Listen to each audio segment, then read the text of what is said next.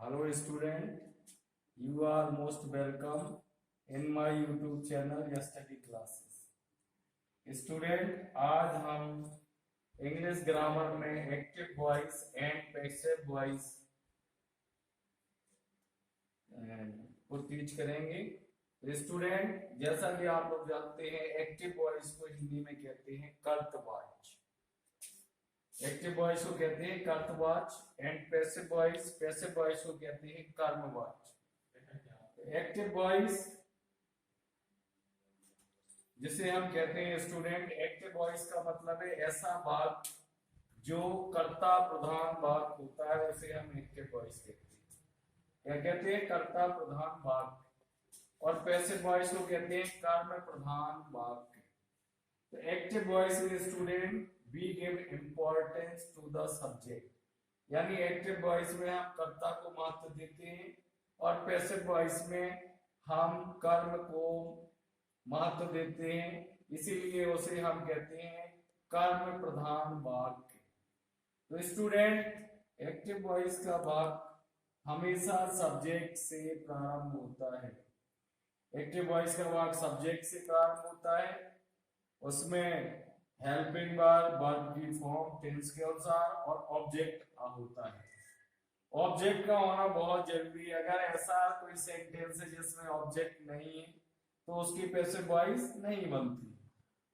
तो इसलिए वाक्य में सब्जेक्ट, वर्ब और ऑब्जेक्ट का होना कंपलसरी है, तभी हम एक्टिव वॉइस के वाक्य को पैसिव वॉइस के वाक्य में चेंज कर सकते हैं, बदल सकते हैं। पैसिव वॉइस में बदलने के लिए हम हमेशा वाक्य को ऑब्जेक्ट से शुरू करते हैं। तो सबसे पहले ऑब्जेक्ट लिखते हैं, इसके बाद टेंस के अनुसार उसमें हेल्पिंग वर्ब यूज करते हैं और ऑलवेज पैसिव वॉइस में वर्ब की थर्ड फॉर्म ही यूज करते हैं। क्योंकि ये नियम है कि पैसिव वॉइस में हम हमेशा वर्ब की थर्ड फॉर्म यूज करते हैं। और इसके बाद एक सुटेबल प्रपोजिशन को प्रयोग करते हैं। इसके बाद हम सब्जेक्ट को ऑब्जेक्ट के रूप में लिखते हैं। यानी एक्टिव वॉइस के वाक्य को पैसिव वॉइस के वाक्य में बदलने के कुछ निश्चित नियम हैं।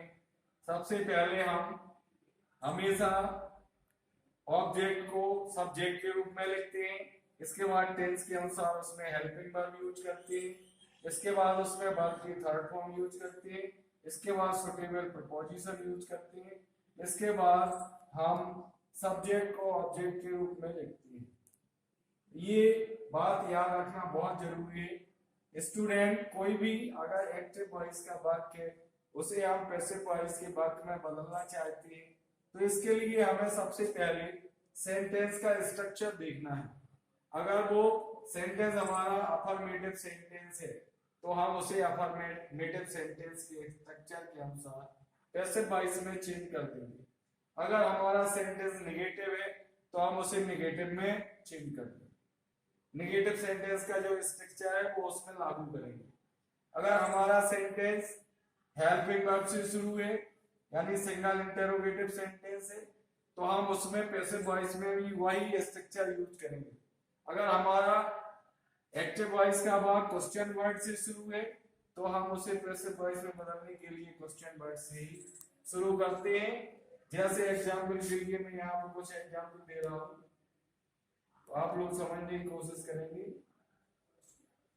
जैसे लिखा है शी हेल्प्स मी। देखिए स्टूडेंट, ये हमारा सेंटेंस अफर्मेटिव सेंटेंस है। यहाँ हमारा मी ऑब्जेक्ट है। जब हम इसको पैसिव में चेंज करेंगे तो मी की जगह आई सब्जेक्ट आ जाएगा। प्रेजेंट इंडेफिनिट टेंस का है, इसमें हेल्पिंग वर्ब लगती है, एसएमआर आई के साथ लगेगा है, और हेल्प की थर्ड फॉर्म लगेगी हेल्प्ड। इसके बाद हम सुटेबल कंजंक्शन लगाएंगे बी वाई बाई, और सी को हम ऑब्जेक्ट के अनुसार लिखेंगे। तो ये हमारा चेंज हो गया पैसिव वॉइस में। दूसरा सेंटेंस देखिए student, you are not teaching him. अगर आप स्टूडेंट इस सेंटेंस को देखें तो ये सेंटेंस प्रेजेंट कंटीन्यूअस टेंस का है, ऑब्जेक्ट इसमें हिम है, तो हिम को हम सबसे पहले क्या करेंगे, ये नेगेटिव सेंटेंस है, इसे हम सबसे पहले ऑब्जेक्ट को सब्जेक्ट बनाएंगे। तो ही के बाद प्रेजेंट इंडेफिनिट कंटीन्यूअस टेंस की पैसिव वॉइस में हम is, being, am being, are being use करते हैं, इसलिए ही के बाद लगेगा इज, इसके बाद नॉट, नॉट के बाद बीइंग लगेगा। He is not being taught by you. ये इसको हमने पैसिव वॉइस में चेंज कर दिया। और देखिए स्टूडेंट, जैसे हमारा कोई सेंटेंस है हेल्पिंग वर्ब से शुरू है, जैसे लिखा have you done your homework.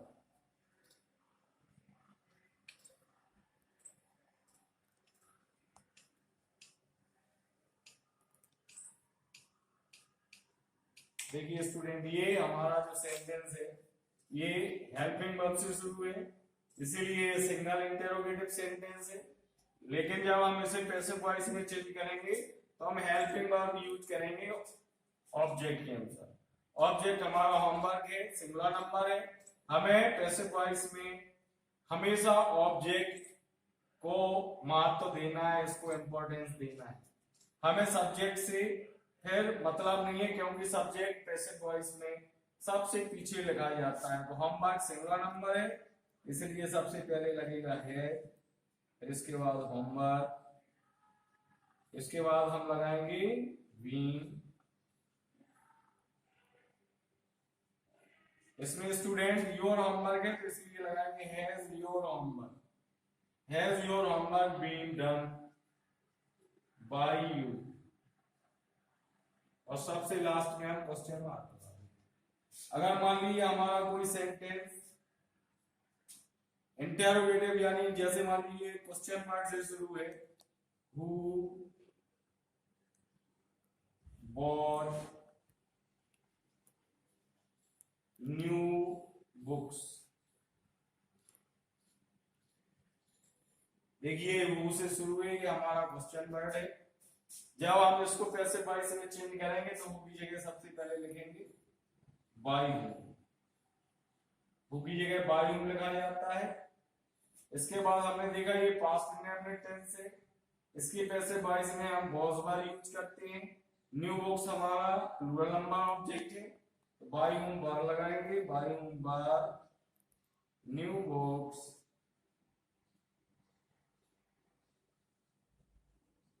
फिर इसके बाद वर्ब की थर्ड फॉर्म यूज करेंगे बॉट। ये हमारा चेंज हो गया, by whom were new books bought. इसी तरह से स्टूडेंट हम कोई भी सेंटेंस है उसको पैसिव वॉइस में चेंज कर सकते हैं। अकॉर्डिंग देखना है कि कौन सा टेंस है, इसमें कौन सी हेल्पिंग वर्ब लगनी है।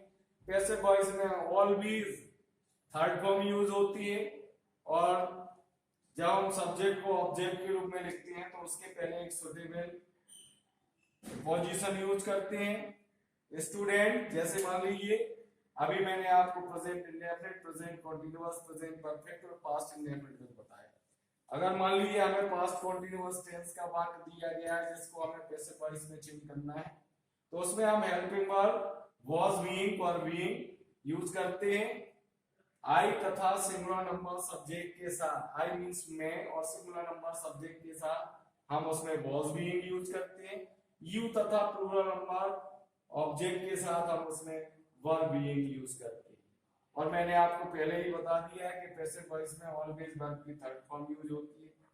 इसी तरह से अगर पास्ट परफेक्ट टेंस है तो पास्ट परफेक्ट टेंस में एक्टिव वॉइस में हेड आता है, लेकिन जब हम उसको पैसिव वॉइस में चेंज करते हैं तो उसमें हेड की जगह हैड बीन हम यूज करते हैं।